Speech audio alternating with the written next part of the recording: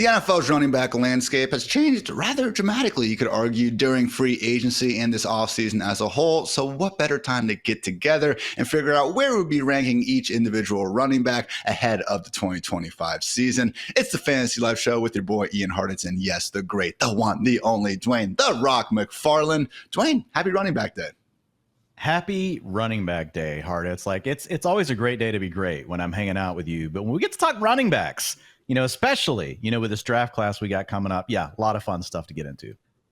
If you guys are sick enough DJs like Dwain and myself to be drafting right now, we invite you to check out fantasylife.com, where myself, Dwain, Matthew Freeman, and Waz have all of our rankings live and ready for you to consume. And we will be screen sharing those throughout today's show. So check it out, YouTube fam. We appreciate you guys watching as always. And Dwain, what better spot than to start at than the top, where we have a consensus big three here between Saquon, Barkley, Bijan Robinson, and Jahmyr Gibbs. So I think it's pretty easy to outline why these guys could crush. They're all very good players and, pretty much very good offenses. We can talk about the Falcons here in a minute, but wanted to more so look at this and say, where could things potentially go wrong? Starting off with the reigning RB1, at least until week 18 last season, Saquon Barkley, Dwain, where yes, we did see, some concerns. Jalen Hurts vulturing him at the 1 yard line, wasn't exactly catching 5 passes a game or anything, but when you can rip off 50+ yard touchdowns at a moment's notice, things wound up being just fine. But overall thoughts on how things could potentially go wrong for Saquon ahead of 2025. Well, as much as we love Saquon, he really did run pure last year, Ian. I mean, he was still giving up a lot of the 2-minute offense. Now, Kenneth Gainwell is gone. If you look at his rushing attempts inside the 5 yard line, out of all the guys that finished at the top, he's the lowest, 45% of the carries inside the 5 for the Eagles, because you've still got that tush push. So that means you've got to score some of the long touchdowns, or you got to be on a really good offense. Last year, both those things worked out perfectly for Saquon Barkley. Played in a great offense, and he did hit the long run. So was still able to come through with the touchdowns, but I think there could be some regression for Saquon. And I have to tell you, man, curious on your thoughts, but I toyed with putting Bijan ahead of Saquon because he is the younger player. He had the more robust role. I really like both players, but I still slightly lean back to Saquon because I'm like, I know the Eagles are good. Yeah, and we do have just, again, that long-standing streak where there hasn't been a repeat RB1, I believe, since Priest Holmes and Marshall Faulk in the early 2000s. So, again, we've had guys finish RB1, then RB2, not like every single year, is a big-time drop-off. But it's a fair point, man, because, again, if you're just going through these different factors for Saquon versus Bijan, okay, maybe you think Saquon's better, but we can both agree both very high-end talents. Their workloads are also pretty fantastic. And while we do like the Eagles' offense as a whole better than the Falcons, when you, again, look at what you're talking about with the lack of targets, the lack of goal line opportunities for Saquon, we can go ahead and call that a wash. That would bring us to arguably our fourth and final variable being the age. And with Bijan, I believe still being 23 or 24 years 23. Old, it does lean strongly in his favor. So Saquon versus Bijan, again, I don't blame anyone for preferring one or the other. Do you think, though, maybe, Dwayne, that they're in kind of a tier alone ahead of Jahmyr Gibbs? Yes, I do. And it's mainly because we know that David Montgomery is a good player, and we know that the Lions want to use him. They just gave him a 2-year contract, the year before. So it's not like they're planning on completely phasing him out. Now, the upside of Jahmyr Gibbs is if something happens to David Montgomery, he's the running back 1 overall. We have no doubt about it. I mean, if you go back last year and you look at those games without David Montgomery, Ian, I mean, there's no one you would rather have on your fantasy team. We're talking 28, 25, 26, and 46. Oh, wait, and 36 if we count the playoff game. 36 fantasy points. So the dude averaged 32 over that stretch without Montgomery. And Montgomery did play, in the playoff game, but again, his role was limited coming back from the injury. So, Jahmyr Gibbs went absolutely nuts. He would be our running back 1 if you didn't have David Montgomery. But I do think you got to put him a tier below because David Montgomery has been a good player, and we know that the team does want to use the 2 back. So. Now, having said that, it's not like Jahmyr Gibbs is that far away from the top tier, even when he's got a share time with Dave Montgomery. So where do you sit on it? Gibbs, even before Monty got injured late in the season, Dwayne was still working as the RB6 in PPR points per game first 14 weeks of the year. So, not too shabby of a floor right there. And hey, who's to say that in the post-Ben Johnson era, we won't see the committee maybe shift a little bit more in Gibbs' favor. Lions obviously doing everything right on offense. I'm not saying they need to necessarily change their strategy. Demont very good in his own right. But again, we do have to wonder a little bit with the lack of continuity in the coaching staff if that could be changing things in Detroit. I think I think the bigger question you face with Jahmyr Gibbs is like what you're thinking about the overall board at the top 6. I think the running backs, everybody's pretty clearly going to say, yeah, Saquon, Bijan, they've got an edge, right, as far as what their playing time is probably going to look like. But when you start to zoom out and say, okay, now we've got wide receivers in the picture, that's where it gets a little bit different, because like I could see, do you want to take Justin Jefferson over Jahmyr Gibbs? I do. I know he's going to be out there and he's a stud talent. I mean, obviously Jamar Chase is going first overall right now in fantasy drafts. So, you're going to take him at the top. But after that, I could also make an argument for CeeDee Lamb. I think you could take CeeDee Lamb over Jahmyr Gibbs as well. Again, a young talent in their prime. Offense should be centered around Lamb again. I know he had to work through the Prescott injuries and Dak didn't look as good early last year. But I think that's the real question. Like CeeDee Lamb versus Jahmyr Gibbs. And that really does seem to be the consensus big 6. I think it was a big 7 before we had Devontae Adams go to the Rams. Yeah. And even if it didn't change our Puka Nacua, overall position rank, I do think he is still everyone's wide receiver 4. It does arguably put him more so in that next tier with guys like Nico Collins, BTJ, and our one true sun god. So as you guys can see on our handy dandy screen share right now, I do still have Gibbs ranked ahead of all wide receivers not named Jamar Chase.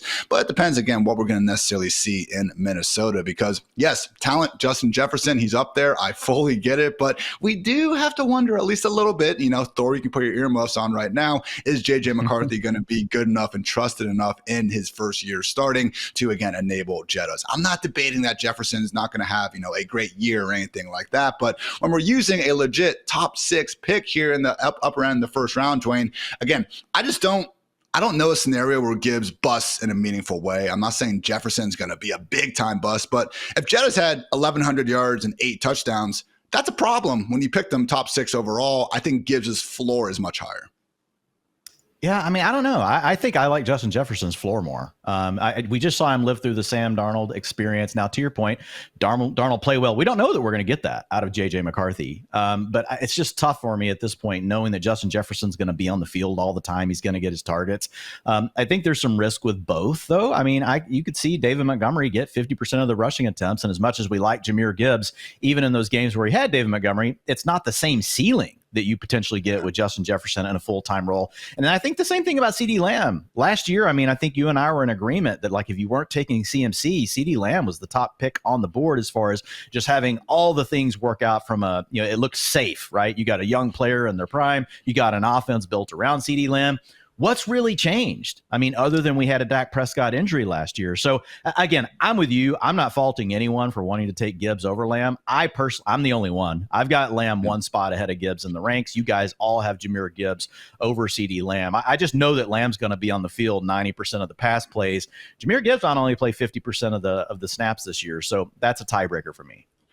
And as we sit here again on March 17th, the Cowboys have not made a single meaningful improvement to their offense. So again, it's just free agency. I'm not saying you have to go just completely blow your wallets out, but trade markets, it hurts, Dwayne, to see Jalen Tolbert unironically be the Cowboys wide receiver too, as things stand right now. So certainly should be plenty of targets for CeeDee Lamb that could help offset any sort of, more of a run first mindset with Brian Schottenheimer obviously taking over in Dallas. So either way, again, we have our clear cut top 3 running backs. But things start getting a little bit different after that, Dwayne. You and Matthew Freeman have Ashton Jeanty as your RB4. I am sitting alone on an island with Christian McCaffrey right there. And yeah, so looking at Jeanty, though, he's someone we fully expect to be picked, seemingly within the top 12, overall picks come the first round. The Raiders at pick, 6 have been heavily linked to him. We also have the Bears at pick 10 and the Cowboys at pick 12. I'm assuming that regardless of if he lands with any of those teams, Raiders, Bears, or Cowboys, you would probably be holding steady with that RB4 valuation. My question for you, though, Dwayne, is what happens if Jeanty goes in between them to one of the Jets, Panthers, or Saints? How far can you see yourself dropping the Boise State product? Yeah, the Jets, I think, you got Breece Hall there. We'll talk about him more in a minute, but that would be something where you're probably going to predict more of a split early on, in his career. Anywhere they lands, it's got a strong incumbent. We've just seen this historically. Even though they're really good running backs coming in, if they've got a strong incumbent there, the coaching staff is more willing to really split the roles. Now, you might, by the end of the year, have the rookie really take over, and we've seen that work out. And so when you're trying to win your fantasy championship, you might still be okay. But yeah, he will move down some in that case, because we have other really good names around him that we know also have a full-time role right now. So I could see Jeanty dropping, 3 to 4 spots. But man, I'm super excited about him, Ian. The supermodel is very high on him. If you guys haven't checked it out, you can see it over at fantasylife.com. But if you look at him, of the guys that have had an 85 plus supermodel rating going back to 2018, here are the names: Saquon Barkley, Leonard Fournette, Christian McCaffrey, Bijan Robinson, and Jahmyr Gibbs. Like, this is just an amazing prospect that we have.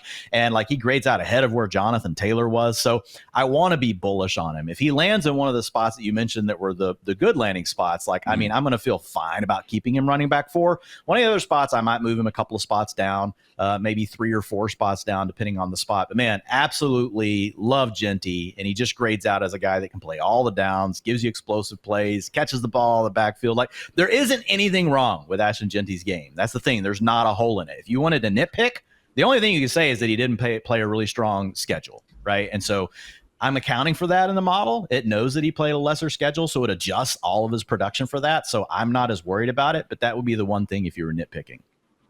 And even with that, I mean, we can look back at that Oregon game where he still went bonkers. And even the Penn State game, even though it took him 30 plus carries to get over 100 yards, you did see the flashes. I mean, that one 9 or 10 yard play where it seemed like he broke all 11, Nittany Lion tackles on his way to getting those yards. So not doubting the talent, but again, there's a lot of really good running backs in the NFL. So I do think we need to pay a bit more attention to the landing spot, versus some of these other spots. And I do wonder, Dwain, because, I was on the show with Matthew Freeman last Thursday talking about some of the, just biggest remaining question marks in terms of, just overall holes, running backs, wide receivers, and thus. And in Freeman's latest mock draft, he does have Jeanty going 6 overall to those Las Vegas Raiders. Omarion Hampton going to the Cowboys at pick 12. So again, Chip Kelly, and we got Geno Smith now, and the Raiders, I don't think anyone else is going to be competing for touches with Jeanty. So I fully understand having Jeanty well ahead of Hampton if that scenario happens. What would you think, though, Dwain, if Jeanty does have to go to, the Jets or the Panthers versus Hampton at 12? Would the supermodel be willing to maybe give Hampton the edge there, or is Jeanty just in another class? No, Jeanty will still be in another class in the supermodel, which is mainly just worried about your talent, right? The supermodel is like really built around trying to say, okay, who's the actual best talent in the draft? But Omarion Hampton, like, that's where ranks could start to differentiate, right? If he were to land with the Cowboys, and to your point, that's a good example, the Jets with Breece Hall. I mean, I think Breece Hall hasn't been what we hoped he would be. Now, he has had an injury. But I do think that would be a scenario where, yeah, you could start to think about Hampton passing, because volume is really going to be key. I've got Omarion Hampton right now as my 51st player overall across everything. I've got him as my running back 21. So not close to Jeanty. Jeanty's it is 2 tiers above and in a class of his own when you talk about just his talent.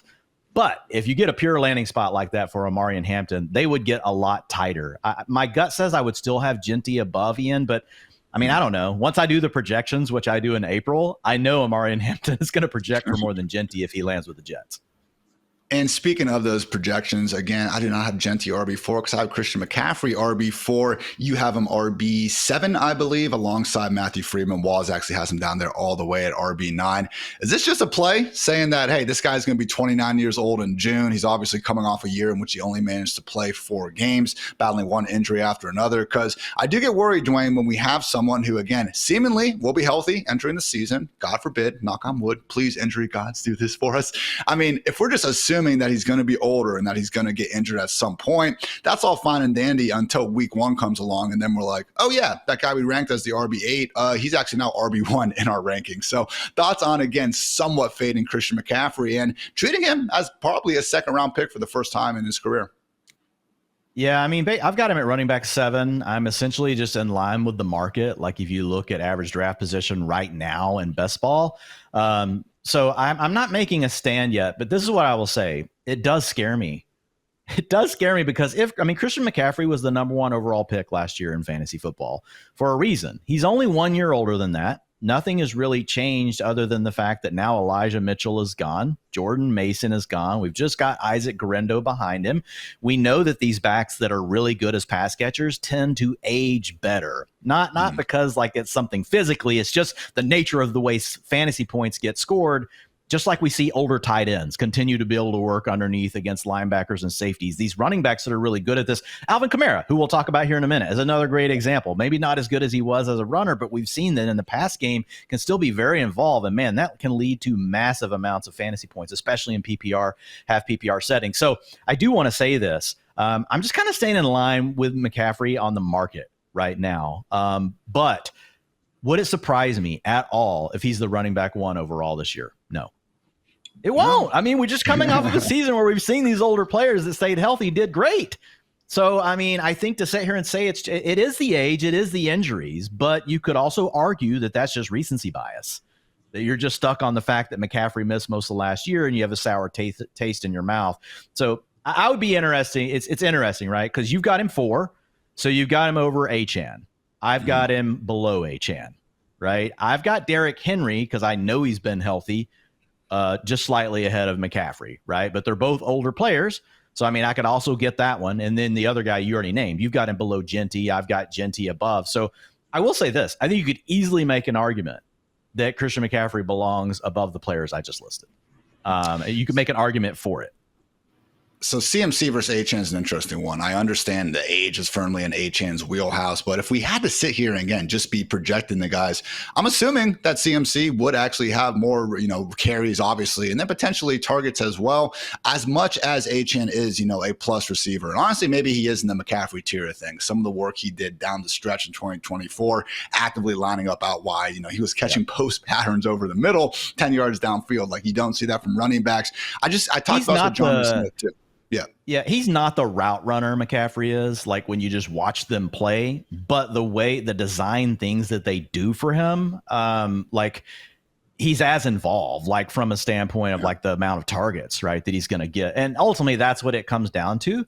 In McDaniel last year, we just really saw him decide that, hey, I'm going to make Jonnu Smith and Achane a bigger part of the offense and take some of the heavy lifting off of Tyreek Hill and Jalen Waddle. And that was kind of his counterpunch. They had to do it. I don't think that was ideal. It certainly wasn't the plan in week 1. It wasn't the plan in 2 years before, and we didn't really see it yield all that great of results in 2025. So I get it. It worked down the stretch. Achane was awesome. Jonnu Smith was, the late round steal at the entire position and everything. But just in my heart of hearts, Dwain, I'm asking you the same thing. Like, do you think that Achane is going to be racking up this many targets again, or do we probably see a shift back to Tyreek and Waddle? I don't think we can say, to be honest, because I really do think he's a playmaker that they want to get touches in the pass game, because I think they also don't necessarily want to load him completely up in the run game.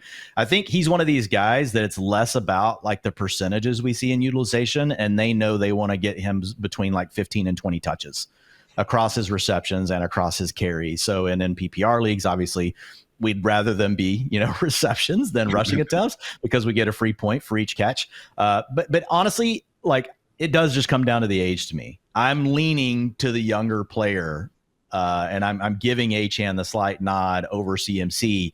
But I will say their range of outcomes, I think, is very similar. And CMC has a better proven ceiling than what we've seen with Achane. As good as it's been for Achane, no one on the board has a better proven ceiling than McCaffrey. I mean, there's no argument. So again, consensus ranks everyone. We have Saquon, Bijan, Gibbs, then Jeanty, King Henry still doing his thing with the Ravens, Devon Achane, then Christian McCaffrey. Right after him, though, is one Jonathan Taylor, my RB6, Dwayne's RB8. And Dwain, as it stands now, I have completed, 14, drafts over at Underdog, mostly just, getting my treadmill on, trying to lose a few LBs. And somehow, Dwain, in those 14 drafts, I have drafted Jonathan Taylor 7 different times in round 2, because for the life of me, when I start looking at him against some of these other wide receivers, usually, you're past your Drake Londons of the world and you start having that extended tier. I just keep on clicking Jonathan Taylor, because I do wonder if we had to kind of pick a lesson from last year of maybe favoring some of these wide receivers we shouldn't have over guys like Derrick Henry and Saquon Barkley. It's that just when we get to the point where we have a wide receiver with questions, why not take the running back who, if he stays healthy, is going to rack up 350 plus touches, aka Jonathan Taylor? Yeah, I mean, I like Taylor. I've got him running back 8. I'm right there with Friedman. You're the highest at 6.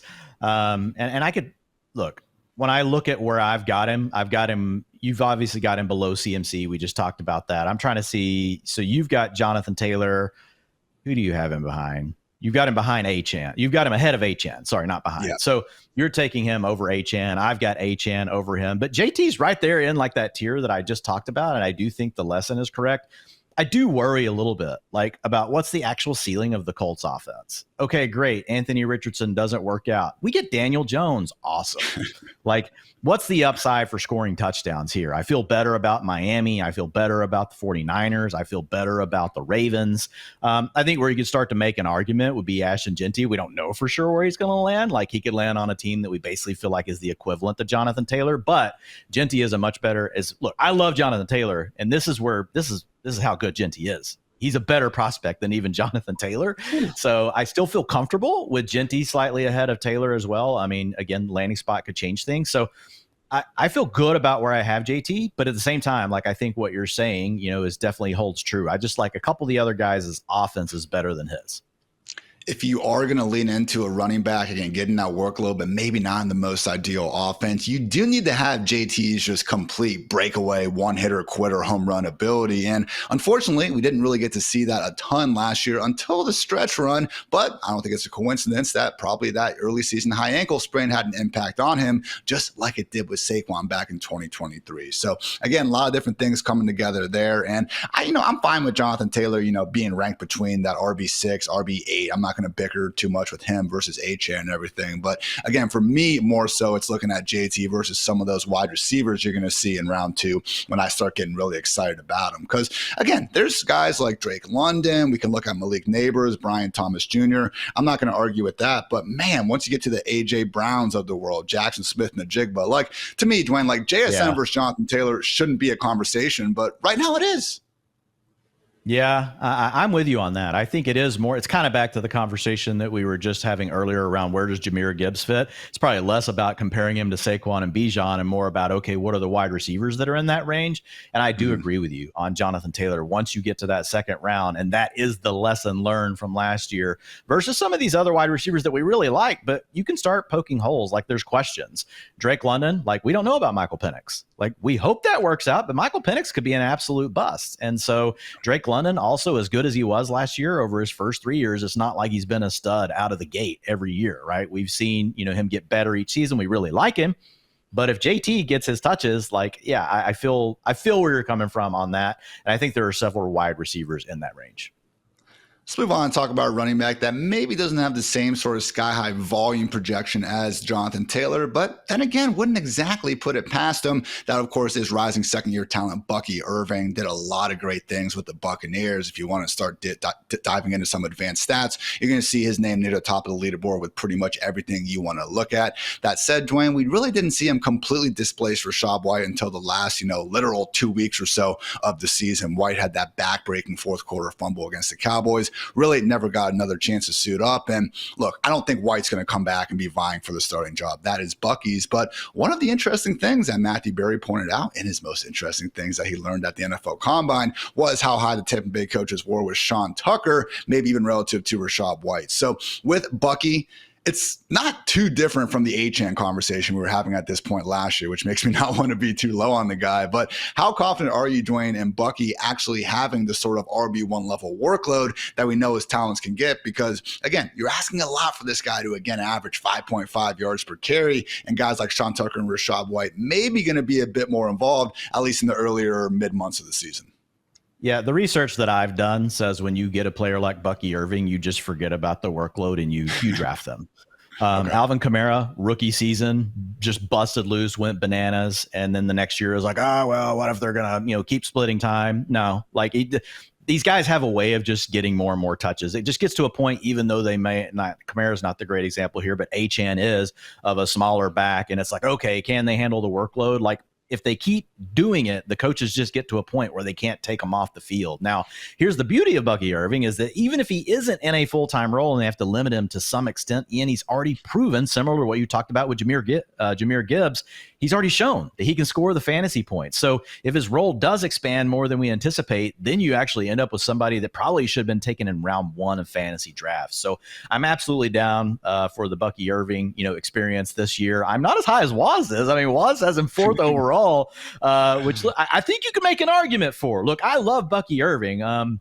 You talked about all the underlying data points that we could just rave on him on and on. The biggest thing is like from after the bye week, week 12 through week 19, that includes a playoff game, obviously 17.2 fantasy points per game. And that's including a 2.8 performance when he only had 17% of the snaps. He got hurt in week 14. So it's actually higher than that. We're talking about a guy averaging almost 20 fantasy points per game.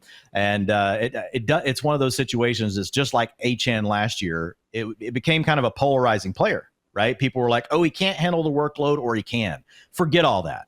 This is a player that played really well, and where you're getting him right now in fantasy drafts, which is at the end of round 2, he can pay off no matter what. If you're wrong about his workload and it actually gets better, he can be a top 3 running back in fantasy football. So I'm not quite where Waz is, because I think to put him there, you've got to go ahead and project that. And I don't think I feel comfortable, just because some of the other names that there's a lot of really good running backs that we like. Let's just put it that way. But Bucky Irving, all signs point to good things for him, and the coaches have just been they're raving about him, man. They absolutely love this guy.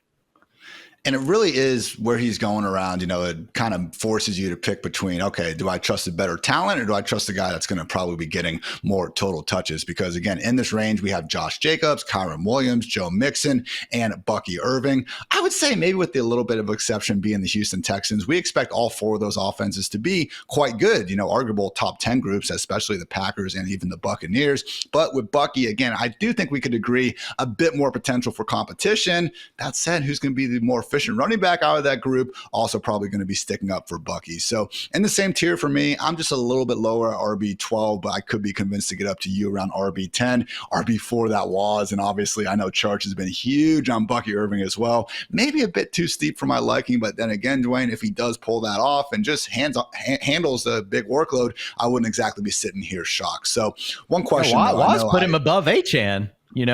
So what's interesting, I wish we had Waz on the show, because Waz has Achane 10 and he has Bucky Irving 4. They're the same dude. They're the same guy. They both, you don't know if they're going to get the workload because of their size, but man, really, can you keep them off the field because they're amazing? So I'll be interested to see. We're gonna have to get Waz on at some point and ask what's going on with Achane versus Bucky here. You know who the poor man's version of that is, just at least relative to our ranks? The poor man's version, so a player that's even lower than this? Yeah. James Cook? But no. Jaylen Warren? Yeah, Jaylen Warren is the true poor man's version. Yes, I would agree with that. Yep. Yes. Literally had the hamstring injury in August last year, gets a knee injury in like week 3. But before that, we were talking about in the same exact way. And now we remove Najee Harris and we just add Kenneth Gainwell. We're going to talk some more Jaylen Warren later. But again, Bucky, Achane, Warren, I like doing the, like, if you're shopping at Whole Foods, it's Devon Achane. If you go to Target, we're all of a sudden getting some Bucky Irving. But hey, I went to Walmart last week, and there's nothing wrong with that. And if I can get Jaylen Warren for that, price point, man, sign me up there. Last thing, though, Dwain, have a bit of a bone to pick with you and the rest of these stat providers out there. I am talking to Dwain McFarland, our director of analytics here. Can we do something in our season stats where we just remove games that go into the per game averages when they played fewer than 25% stats? Because it really does mess up some of the per game numbers. Yeah, I'm with you, because I then go in and calculate it on my own and take it out. So I do totally feel you. We'll have to figure out something. So here's the challenge, just real quick, nerd talk, like with running backs. It's like, where do you put the threshold for where you go ahead and exclude them? You can't just do like a snap share always, because we have so many specialists in the league. Like if you suddenly make it, if they play below 30% of the snaps, that works for a guy like Jonathan Taylor. You're getting rid of his game. He got injured. CMC, it works. But then you've got these other guys that really are just playing like in the 2-minute offense, things like that. And you would literally, you wouldn't get any of their games. So it would have to be something also, Dwain, where we're including the injury. Have Ray Davis. You'd have Ray Davis not counting any of his games except the one game where he did play a lot. And then all of a sudden he's like RB5. Really So it would have to be a combination of actually tagging the injury, right? Knowing that they got hurt in the game, which can be like, that data is there. We do have that data. So it's not like it's not solvable. So note taken, Hartitz, note taken. I appreciate you. Really, this is me faking that I'm writing down what Ian just said. I got my pencil. Ian always makes fun of me if I write anything on paper. He just says I'm an old timer. I mean, how are you going to look it up? You can't control F your notepad. I love you, Dwain, but come on, let's just. I do add things later. I take notes and then I add them. So the best argument you have is I'm double working. but I find that when I write something down, I learn it. So there. You do remember it better. You got me there. I used to do that in college me, as anyway. well. Back in the day. So good enough, Dwain. I'll give you the pass this time. You did mention James Cook. We do want to be discussing Mr. Cook, Mr. Breece Hall, Chase Brown, all that and so much more right after a quick word from our friends over at Bud Light. Hey, you know you're not actually allowed to drink in a beer commercial? Since when? You gotta wait till it's done. Oh, 5, 4, 3, 2, 1. Mr. James Cook, he is coming in sitting pretty as my RB14. Your RB11, I'm sorry, Freeman's RB11. We're on the same page, RB14. So with Cook, it's tough because on the one hand, he's the clear lead back for a Bills offense that we fully expect to finish likely inside the league's top 5 scoring units once again. I think Cook is really good at football. I mean, we saw that in the Chiefs game to end the Bills season. One of the big talking points afterwards was why was Cook not touching the ball more. That said, Dwain, like if we had to sit here last year and kind of like theorize like why James Cook would work out as well as he did, I'm sure we would have been leaning a lot more into the chance for him to work as one of the top 2 pass game options in an offense without many wide receivers. In reality, his receiving numbers all took a step back. He actually had fewer carries in 2024 than he did 2023. The difference was he went from scoring 2 touchdowns on the ground to 16. So on the one hand, we want to yell out regression and, he's not going to score that many touchdowns again. But on the other hand, he does have room to grow. We like the player and we like the offense. So I think RB14, is properly kind of considering all those values. But man, this is one of those guys where, again, I want to like him and everything, and I'm terrified of fully fading him because, God forbid, we do see that workload take a step up. You want to talk about guys, being drafted outside the top 12 running backs who could, rather easily be in the top 5. James Cook is one of them. Yeah, but I think the challenge is he's also one of the guys being taken, in the top 14 running backs that it wouldn't surprise us at all, like if he finished like at 24. Because the touchdowns are huge. I mean, he scored 16 the year before 2, the year before that 2, and it's not like he suddenly started getting all the carries inside the 5. He had growth in that role. He got 48% of the carries inside the 5-yard line last year. Okay, I mean before that, if you go back and look at it, it was 24%. So 29%. So I mean he did grow his role, but still not like he's getting all of it. You still have Josh Allen getting a lot of the carries inside the 5, and then you have Ray Davis, who looked good as well, getting carries inside the 5. So I think James Cook ran as pure as you can run in touchdowns. And like when I project him, which I haven't done yet, I'll promise you I won't even have him at 10. Just knowing from projecting these guys and doing it long enough, my guess is he's going to project for 7 to 8 touchdowns. And that's going to be being generous because of what he did last year. So I think there's a lot of room. I agree with what you said. I think what we're doing is we're middling it and we're putting him at 14. You could argue him a little bit lower, but you start looking at the names below him on the list and it's like there's a tier there, right? There really is a tier of 4 or 5 guys, and you could argue whether you want him at the top of it or at the bottom of it. But James Cook, regression's happening. Like it is going to happen in touchdowns. Now, to your point, what if he does get more carries? We don't know for sure. They haven't done it, in his entire career so far. So it's like you kind of got to make a leap of faith that they would suddenly do it. But we also know just weird things happen. Like what if, Ray Davis gets hurt and they decide to give those carries to James Cook, right? And not another back that's on the roster. So there are still ways for him to win. But man, the touchdowns are coming down. And the tricky part of it is his status as, a plus receiver, which we did see for stretches of 2023, caught 4 touchdowns, 45 catches, 445 yards.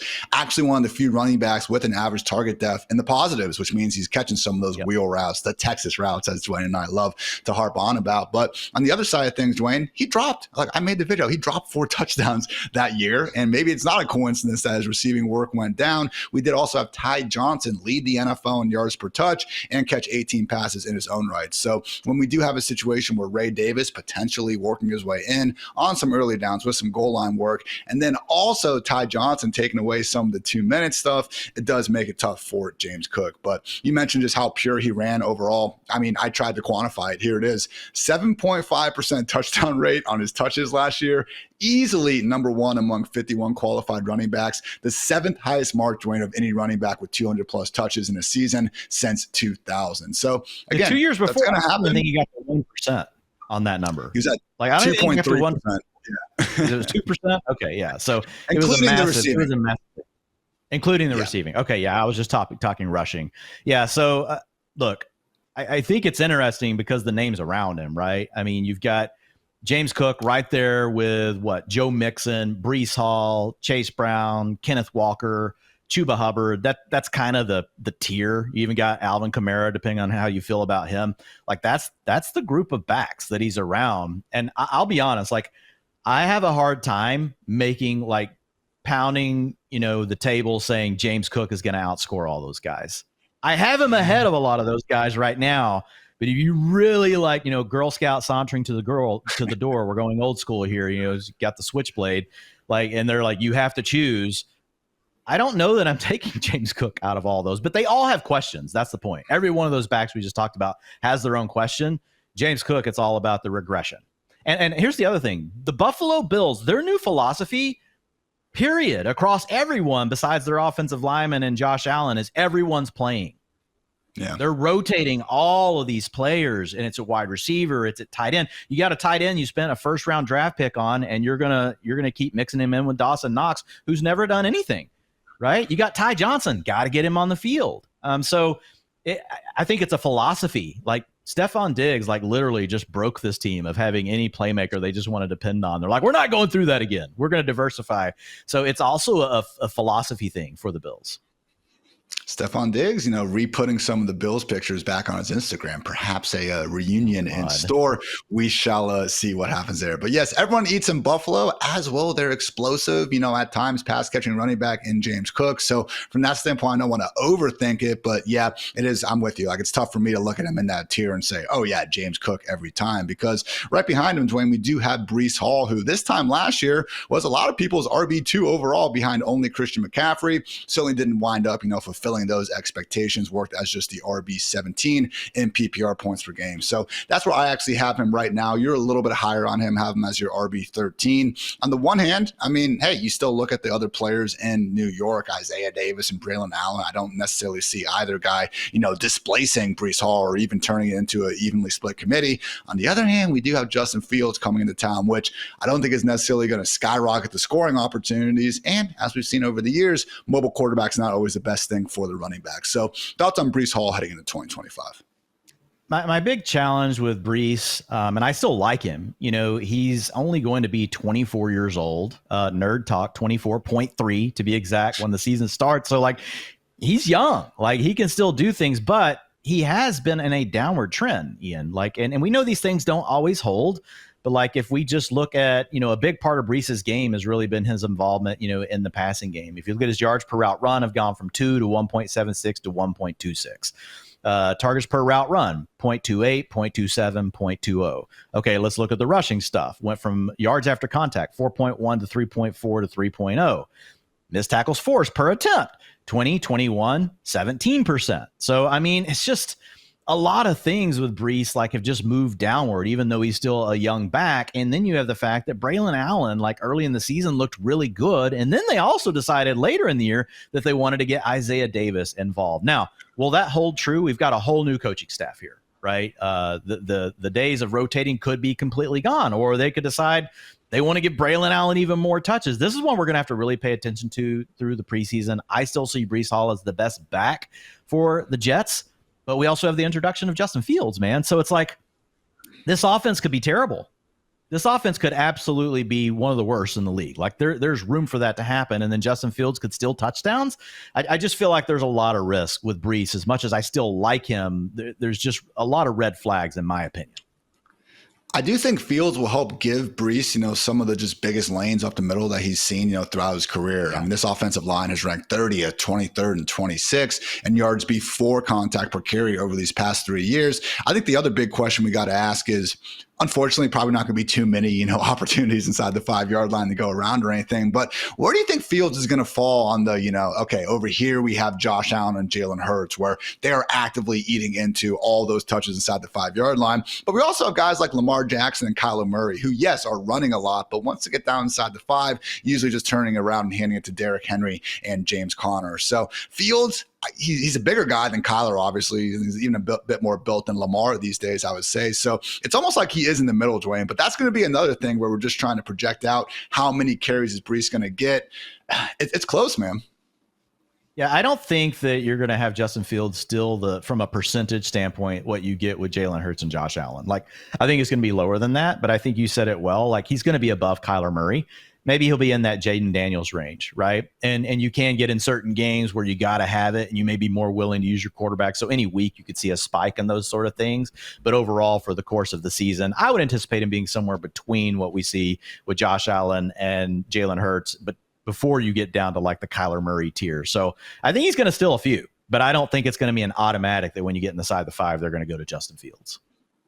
Right behind Breece Hall, we do have another, ideally explosive pass-catching running back in Bengals RB1 Chase Brown. But Dwain, as we look ahead to 2025, we have to try to wrap our minds around exactly how utilized he's going to be. Because on the one hand, I mean, he won a lot of people a lot of money during the second half of last season. Went ahead and actually worked as the RB4 in terms of PPR points per game after week 9. However, weeks 1 through 8, when Zach Moss was healthy, I mean, we're looking at only a 39% snap rate and just the RB33 in PPR points per game. So sounds like Zach Moss could be on the outs. Obviously had that neck injury. I think the Bengals might have to wait until he's healthy before they can officially cut him. However, one of the lesser discussed moves of free agency was the return of Samaje Perine, who over the years, as we saw him playing with Joe Mixon, really did prove to be a thorn in the side of fantasy managers because he was a big fan of taking those fantasy-friendly 2-minute drill snaps. So Chase Brown, I think we like the archetype, and we saw him handle the full workload. He can do it. That said, Dwain, I'm not so sure he impressed enough in real life to necessarily have this 300 touch pace when everyone else is healthy. Yeah, I think the big risk here for Chase Brown isn't so much Samaje Perine. I agree. Perine could come in and take some of that passing down stuff away. But last year, even in the long down and distance stuff, like we saw Chase Brown cede some of those touches. But he did get to stay involved in the 2-minute offense more often than not. So like you would hope he would keep that role. But I think the big risk here is this is a deep running back class. And Chase Brown is a round 5 NFL draft pick. You also have Zach Moss still on the roster and apparently is good. Like from his neck injury is going to be good to go. And he was playing pretty well. So I think there's a lot of risk here with Chase Brown. And I ended up ranking him where we have him, but I was pretty nervous about it. Like I think he's actually one of the guys that carries the most risk in this range of adding competition in one way, shape, or form. But if they draft another running back in round 2 or round 3, and I'm just looking at the Bengals right now, they do have their round 2, 3, 4, 5. They've got everything except a round 7 pick. It's going to be bad news for Chase Brown. We've just seen this play out too many times. A guy that's got lower draft capital like Chase Brown. You would think, Ian, that once you hit on a player like this and they're good enough, you would be like, oh, we're going to ride with it. But teams don't. They'll go back to the well and say, we're going to take a guy in the 3rd round. And I think he's at major risk. I really do. I think that Chase Brown is at major risk of this. And he was one of the guys I struggled with the most. I ended up kind of sticking around where the market is, but I was a little bit queasy about it. Hey, maybe Joe Burrow. Hey, we saw, him just kind of swing his influence around getting Mike Gesicki paid this, last couple of weeks. Maybe Joe Burrow says, I trust Chase Brown. I want him to be out there on the field and everything's fine. But, I talk about him again, just maybe not being the best real life talent. You look at things like explosive run rate. He was 20th or 22nd among 31 running backs. He was 20th in successful play rate, also outside the top 20 in yards per out run and targets per out run. So again, average returns, but just had the huge workload. Now I need to figure out if that huge workload is still going to be there. So, Dwain, for the sake of, talking about running backs on March 17th here, let's say the Bengals decide to draft Quinshon Judkins in round 2.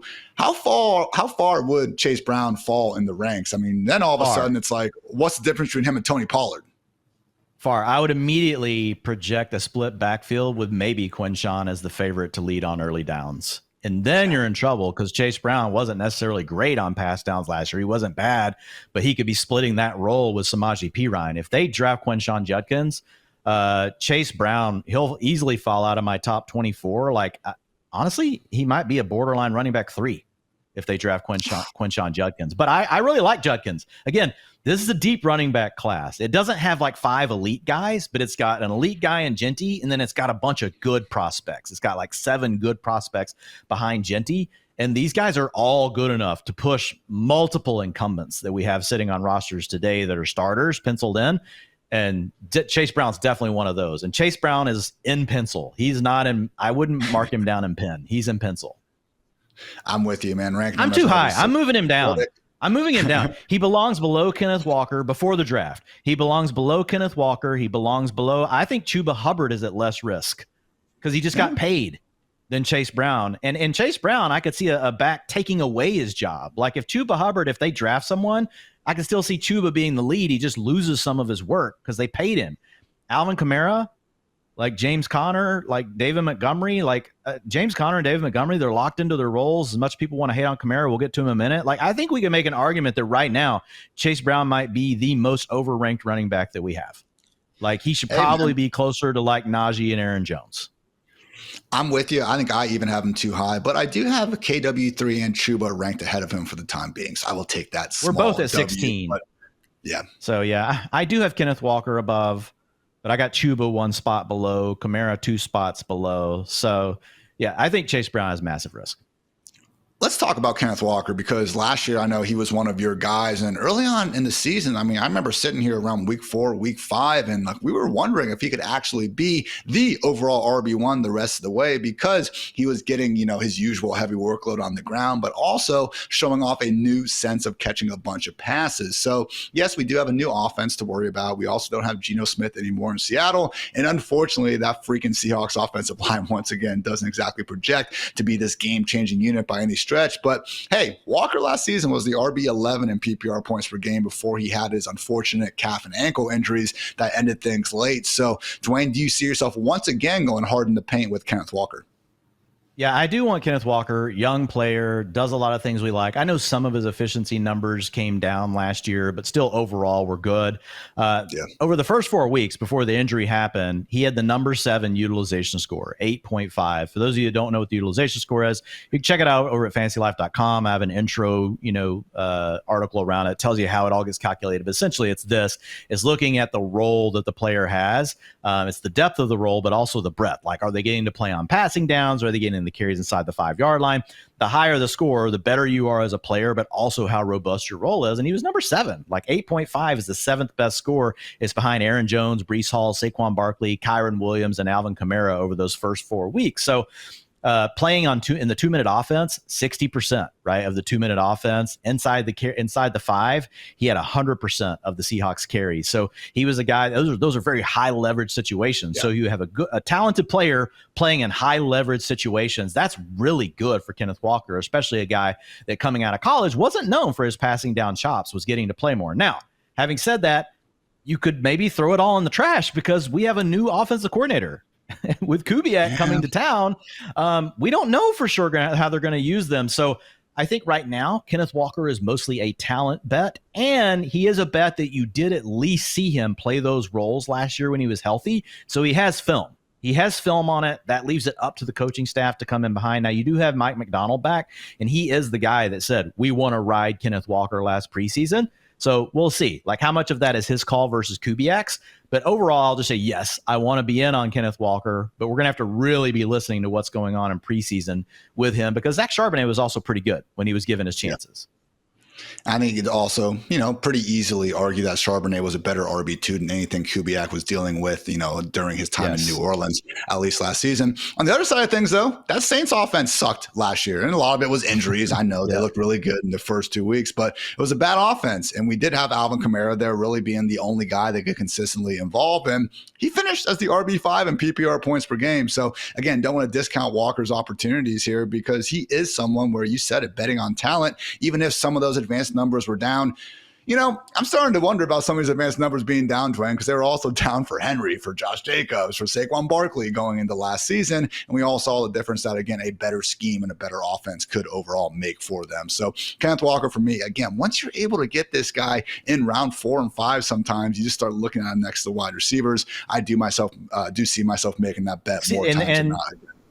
And the Seahawks aren't drafting a running back. Like you can never say never kind of thing, but they shouldn't be spending a draft pick on a running back in the first 3 rounds. And you've basically seen Kenneth Walker beat out Zach Charbonnet in 2 years. So I think you got to lean into him being the lead back. So I think there's also right now a little bit less risk with Kenneth Walker, still a young player, versus some of the other guys behind him, where I think their teams are definitely in play to draft a running back.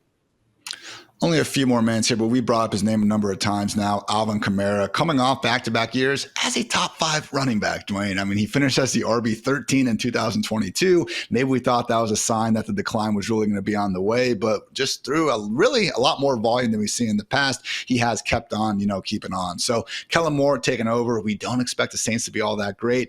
It feels, though, like a crime. I have him RB18. You have him RB19. I don't want to rank him there. I did not rank him there in my first set of rankings that I did back in January. But at the same time, man, it's just hard to go up the list and find too many guys you would want to move him in front of. Chase Brown, sure, get the hell out of here.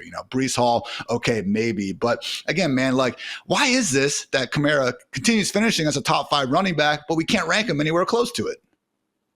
Yeah, I struggle with this one as well. I do think he has a lot of risk as far as a potential backfield mate being added in the draft. So that was part of it for me. He's going to be 30 years old, but whenever you factor in what he did in the passing game last year, his route participation. So just looking at the games where Kamara was healthy, week 1 through 15, 63% route participation. That ranked second in the NFL. It was really first because the guy that was first was Christian McCaffrey, and he only had a 4-game sample there, whereas Alvin Kamara had a 14 game. So once you level the playing field for playing time, Alvin Kamara was the number 1 back from a route participation standpoint. And then the big thing we care about, target share, 22%, number 1 in the NFL. And if you're playing in a PPR league, we already talked about it earlier with CMC, these backs do have a tendency to age better on the pass down side of things. So even if they add someone, that's going to hurt Kamara's ceiling, but I don't see him going away as far as being the lead guy on passing downs if they add a guy that they want to use more on the early downs to kind of be the banger between the tackles type of situation. So the biggest reason for me is I do think he's at major risk of them adding someone in the first 3 rounds via the draft because of his age. But if he were to run pure, I would say that we would have to move him up. You couldn't hold him down just on the fact that he was age 30. Also, over that same period of time, Ian, he averaged 18.9 fantasy points per game. So, yeah, you're talking about how bad the Saints offense was. That was still good for 3rd over that span, only behind Saquon Barkley, and Joe Mixon was actually 2nd over that span. Man, Dwain, I'm ready to draft right now, man. Who needs 5 more months between us and August? Let's just get after it. But in the spirit of continuing to stay up to date on all this, we'll be back tomorrow here on the Fantasy Life Show, breaking down wide receivers and some of the biggest risers and followers following free agency. So we appreciate you guys tuning in as always. For Dwain, for producer Matt, for producer Kelsey, I'm Ian. Thanks again for tuning into the Fantasy Life Show. And until next time, take care, everybody.